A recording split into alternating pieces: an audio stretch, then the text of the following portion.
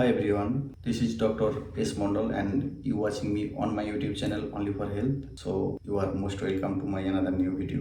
স্মার্টফোনের অতিরিক্ত ব্যবহারে যে ক্ষতিগুলো হয় সেগুলো নিয়ে আজকে আলোচনা করছি। আপনারা অনেকেই আমাদের দেশের বা বিশ্বের যারা ভিভিআইপি বা ভিআইপি পার্সনদের ইন্টারভিউতে দেখে থাকবেন, ওনারা বলেছেন যে ওনারা কখনো স্মার্টফোন খুব বেশি ব্যবহার করেন না বা ওনাদের বাড়ির কেউ কাউকে দেন না। যেমন এক্সাম্পল হিসেবে Elon Musk, Zuckerberg, Bill Gates, Mukesh Ambani, এনারা কিন্তু কেউই স্মার্টফোন খুব একটা ব্যবহার করেন না। এদের উদাহরণ দেওয়ার একটাই কারণ যে আমরা অনেকেই আদর্শ ভেবে আমরা বড় হতে চাই। যেমন ধরুন মার্ক জুকারবার্গ, ফেসবুকের কর্ণধার বা কর্তা, উনি ফেসবুক বানিয়েছেন সোশ্যাল মিডিয়া, উনি নিজে ইউজ করেন না পার্সোনালি। এবং স্টিভ জবস, যিনি আইফোনের কোম্পানি অ্যাপেলের সৃষ্টিকর্তা, ওনার ইন্টারভিউতে যেটা শুনেছি যে উনি নিজেই খুব একটা ব্যবহার করেন না এবং ওনার ফ্যামিলিকে আইপ্যাড ব্যবহার করতে দেন না, কারণ উনি জানেন এর অতিরিক্ত ব্যবহারে বা মিসইউজের ফলে কী ক্ষতি হতে পারে। সুতরাং এমন কি সিক্রেট রয়েছে যেখানে বিশ্বের বিলিয়নিয়াররা স্মার্টফোন খুব কম ইউজ করেন, অন্যদিকে আমাদের মতো সাধারণ ব্যক্তিরা ঘন্টার পর ঘন্টা স্মার্টফোন ব্যবহার করি এবং রিলস দেখতে থাকি, ঘন্টার পর ঘন্টা এভাবে স্ক্রল করতে থাকি, যেগুলো কখনো কখনো আমাদের অনেক ক্ষতি ডেকে আনে।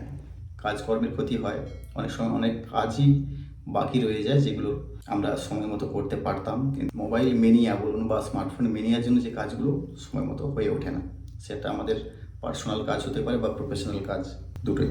স্মার্টফোনের অতিরিক্ত ব্যবহারের ফলে যে সাধারণ বেসিক যে সমস্যাগুলো হয় সেগুলো নিয়ে আমি আজকে কিছু বলবো না, আপনারা খুব ভালো করেই জানেন সেগুলো। বাইক রাইডকালীন অনেকেই কানে ফোন নিয়ে এভাবেই চলছেন।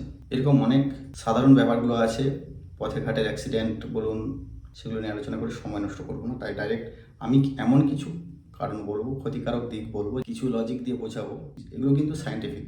আমি 3 থেকে 4টি পয়েন্ট বুঝিয়ে বলবো। প্রথমেই একটা মেজর প্রবলেম নিয়ে আলোচনা করছি। Point number 1, memory loss. হ্যাঁ, অতিরিক্ত স্মার্টফোন ঘাটলে কিন্তু মেমোরি লসের মতো সমস্যাও হতে পারে। এটা কিন্তু মারাত্মক একটা সমস্যা, কিন্তু কিভাবে হতে পারে সেটা একটু খুলে বলছি। আগে নিজের ব্রেনটাকে ভালো করে বুঝুন। একটা হিউম্যান ব্রেন যদি আমি আপনাদের বোঝানোর সুবিধার্থে মোবাইলের সাথে কম্পেয়ার করি, মোবাইল বা কম্পিউটার, আমরা যখন কম্পিউটার বা মোবাইল কিনতে চাই, স্মার্টফোন কিনতে চাই, তাহলে আমরা আগে দেখে নিই কত জিবি র্যাম আছে, কত জিবি রম আছে। এখানে র্যাম হলো শর্ট টাইম মেমোরি, রম মিনস লং টাইম মেমোরি বা পার্মানেন্ট মেমোরি। আমাদের ব্রেনে বা হিউম্যান ব্রেনে মস্তিষ্কের দুটো পার্ট থাকে, একটা হচ্ছে শর্ট টার্ম ও অন্যটি লং টার্ম বা পার্মানেন্ট মেমোরি। আমরা যখন কিছু পড়ি বা পড়াশুনো করি তখন ফার্স্ট শর্ট টার্ম মেমোরিতে যায় এবং বারবার যখন সেটাকে পড়তে থাকি মুখস্থ করার জন্য, তখন সেটা পার্মানেন্ট মেমোরি বা লং টার্ম মেমোরিতে লোড হয়, সেটা আমরা ভুলি না। একটা লার্নিং ম্যাটার বা শিক্ষণীয় বিষয়বস্তু যদি আমরা শর্ট টার্ম মেমোরি থেকে লং টার্ম মেমোরিতে শিফট করতে চাই, পার্মানেন্টলি সেভ করতে চাই, কনসেন্ট্রেশন লাগে। মনোযোগ না দিয়ে আপনি যদি অন্ধের মতো পড়তে থাকেন, একটা নোট 50 বার পড়লেও লং টার্ম মেমোরিতে সেভ হবে না বা আপনার মুখস্থই হবে না। সুতরাং আমাদের ম্যাক্সিমাম শিক্ষণীয় বস্তু কিন্তু শর্ট টার্ম মেমোরিতেই রয়েছে, লং টার্ম মেমোরিতে আর শিফট হয় না, স্টোর হয় না বা পার্মানেন্টলি সেভ হয় না, কারণ আমরা মনোযোগই দিতে পারছি না। আমাদের মনোযোগ পড়ে থাকে এই স্মার্টফোনটার উপর। টিনেজারদের দেখবেন যারা স্টুডেন্ট, বিশেষ করে টিউশন পড়তে যাক, স্কুলে যাক, কলেজে যাক, বাড়িতে পড়তে বসলেও স্মার্টফোনটা হাতেই থাকে বা সামনে রাখা থাকে।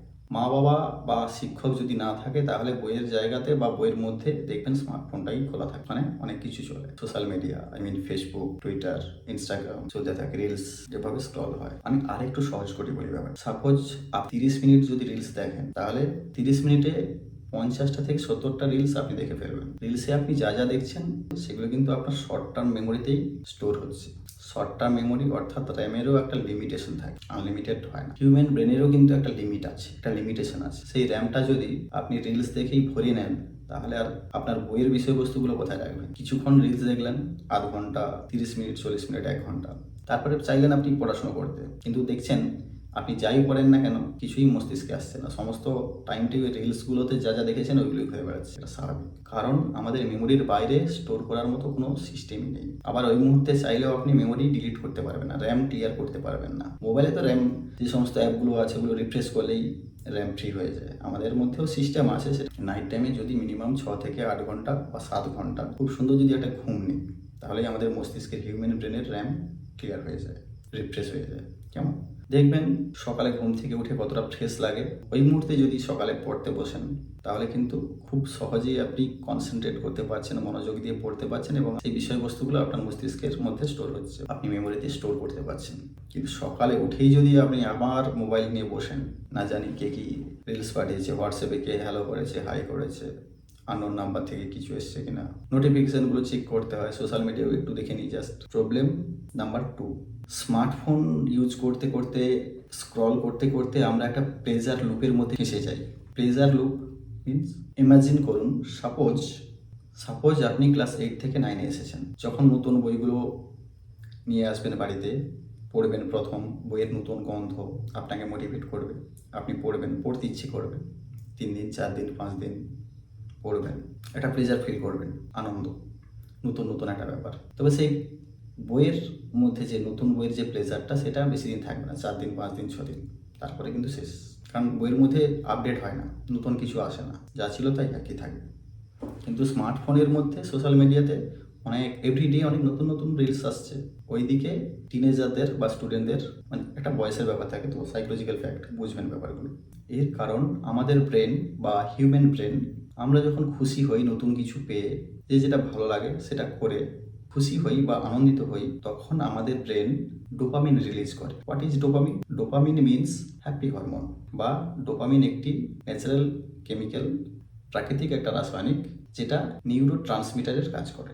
আর এই সিক্রেশন আমাদের সুখ দেয় বা সুখের ফলে সিক্রেশন হয়। বর্তমানে স্টুডেন্ট বা টিনেজারদের মধ্যে যেটা দেখা যাচ্ছে, তারা বইতে নতুন বই পেয়ে আর খুশি হয় না, আগের মতো খুশি হয় না। ডোপামিন রিলিজ করছে স্মার্টফোন, সোশ্যাল মিডিয়া, নতুন নতুন চমকদার এন্টারটেনমেন্ট, একটা প্লেজার লুপের মধ্যে ফেঁসে রয়ে যাচ্ছে। আনন্দ খুশির সাথেই কিন্তু মনোযোগ বা কনসেন্ট্রেট করার একটা যোগাযোগ আছে। আপনি খুশি না হয়ে বাধ্য হয়ে যতই পড়াশোনা করুন, আপনার মস্তিষ্কের মধ্যে কিছুই আসবে না। আর এই সমস্যাতে শুধুমাত্র টিনেজার বা স্টুডেন্টরাই যে আক্রান্ত হচ্ছে সেটা না, ইয়াং জেনারেশনের একটা খুব বড় অংশ, যারা কোম্পানিতে জব করছে, সার্ভিস করছে, তারাও ভীষণভাবে আক্রান্ত। এই স্মার্টফোন মেনিয়ার মধ্যে একটা ফোবিয়া কাজ করে। ফোবিয়া মিনস একটা ভয়, একটা ভীতি। সাপোজ আপনি কোথাও গিয়েছেন বাইরে, আপনি কিছু সময় ছাড়া ছাড়া আপনার মোবাইলটা চেক করতে থাকবেন যে মোবাইলটা সঙ্গে আছে তো, ফেলে আসেনি তো, যে বা হঠাৎ করে একটা আওয়াজ হলো, মোবাইলের মধ্যে একটা ভাইব্রেশন হলো, সঙ্গে সঙ্গে আপনি আটকে উঠবেন, আপনার মস্তিষ্কের মধ্যে একটা ভীতির সৃষ্টি করবে। ভিডিওটি দীর্ঘ হওয়ার জন্য এখানেই পার্ট 1 এন্ড করছি। পরবর্তী পার্ট 2 এর ভিডিও দেখার জন্য চ্যানেলটি অবশ্যই সাবস্ক্রাইব করুন, একটি লাইক দিন, জিজ্ঞাসা কিছু থাকলে অবশ্যই কমেন্ট করবেন, বন্ধুদের সাথে শেয়ার করুন। ধন্যবাদ।